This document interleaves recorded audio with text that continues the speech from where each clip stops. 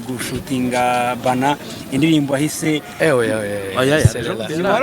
Serera ariko ya karikanyiso icyo nagira ngo mbaze umuntu arebye Shafi arimo ashyira imbaraga nyinshi mu muziki navuga ngo kuruta mbere niki cyahindutse kariyeri yawe uragira ngo yerekeze he nta kintu cyahindutse kirenze uretse formule urumva uragerageza bimwe byakunda ugakora ibyo bitakunda ugashakira ahandi so nta kintu kirenze cyahindutse uretse formule y'ukuntu nkora ibintu kandi iyi formule urabona ko iri gutanga umusaruro so nibyo ngibyo nta kindi ntabwo urimo gusaba imbaraga z'umurengera kuko biba bigoye abantu muri hakurya kubihuza n'imiziki angira igihe navuga ko 2025 ugiye ku buryo bwa kariyeri ubagenze neza imbaraga ntago zimo ziragusaba bigoye cyane muri generation nshyashya uza abahanzi b'aba diaspora washyira ku rwego rwanjye bangahe bake urakora cyane nicyo bivuze ko bisaba imbaraga nyinshi kandi bibasha bake ahubwo ujye uteganya kuba wawe yavura motivation yo gukora motivation nikura mu cyizere nigirira you know nanjye numvise indirimbo zanjye nzi kuririmba so kuba nzi ko mbishoboye kuba nzi ko yes umuhanzi yitwa Shafi wakoze amahita agiye atandukanye yasesekaye i Kigali i Kanombe aho yaravuye muri Leta Zunze Ubumwe za Amerika akabaje mu Rwanda gufasha cyangwa se gushyigikira umuhanzi Kevin Kade ufite igitaramo ku itariki 31 z'uku kwezi turimo turasoza uyu mwaka ariko urumva ko ari umunsi w'ejo ku wa gatatu.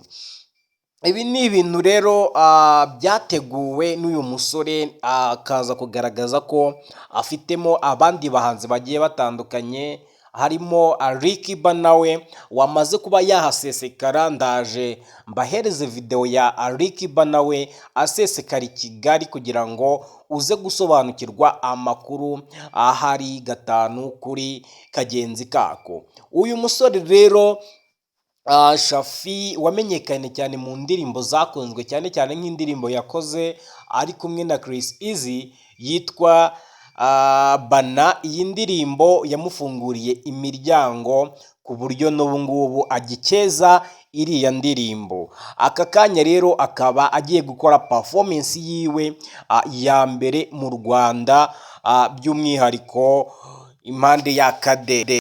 So rero abantu bari benshi ku kibuga cy'indege, abanyamakuru bari benshi ubwo baganirizaga bino byamamare bikunzwe cyane muri Afrika ndetse no muri East Africa dore ko bagiye bakora amahiti ndetse n'amahiti. Reka rero mbashyiriremo video ntoya ya Alikiba nawe asesekara mu Rwanda ubundi tuze turebere hamwe ibyaranze aba bagabo ndetse n'ibyaranze uyu munsi mu myidagaduro muri rusange.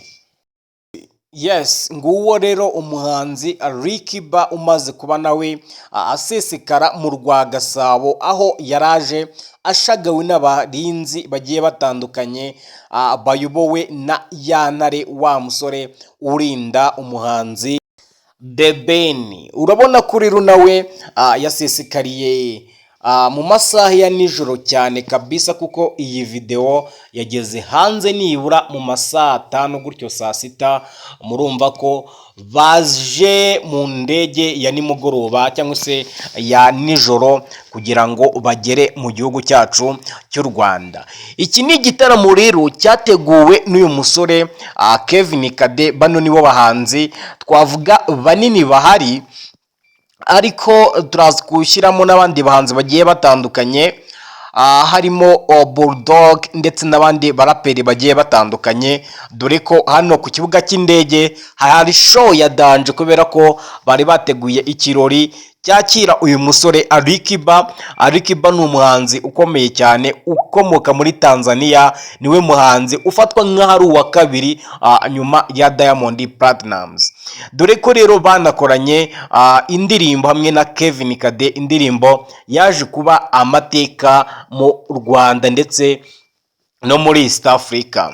So rero ku kibuga cy'indege hongeye kugaragaramo ibyamamare bigiye bitandukanye, twavuga nka Christopher yaje nawe gushyigikira cyangwa se kwakira umuhanzi mugenzi wiwe Shafi wamaze kuba nawe agaragara mu gihugu cyacu cy'u Rwanda. Ariko Shafi nubwo yagaragaye, twavuze ko yabaga muri Leta Zunze Ubumwe za Amerika, mu minsi ishize yagize ibyago aho n'ubundi yarakomotse i Bugande, ubwo yavuye muri Amerika ahita akomereza muri Uganda agiye gutabara mukuri wiwe wari umaze kuba yakwitaba Imana.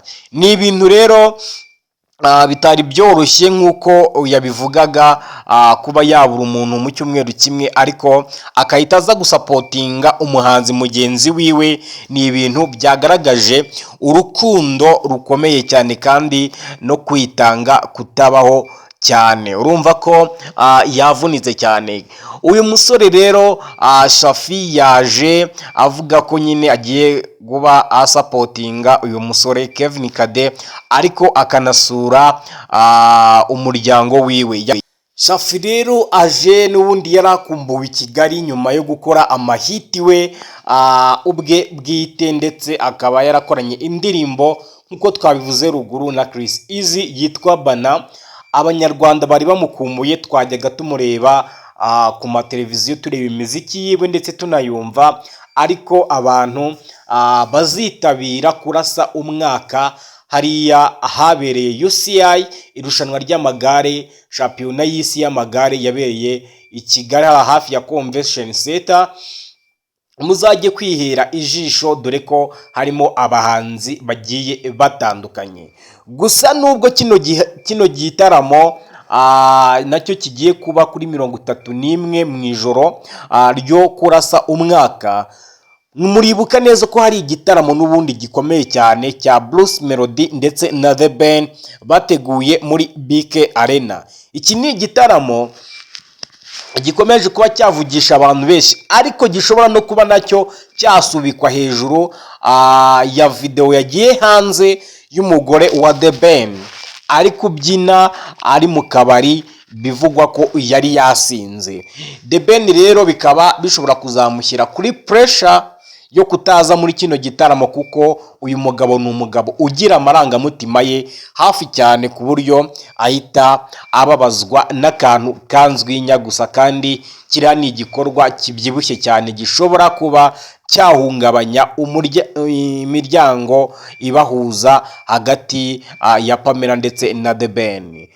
Bruce Melody rero reka nawe tumugarukeho ho gatoya.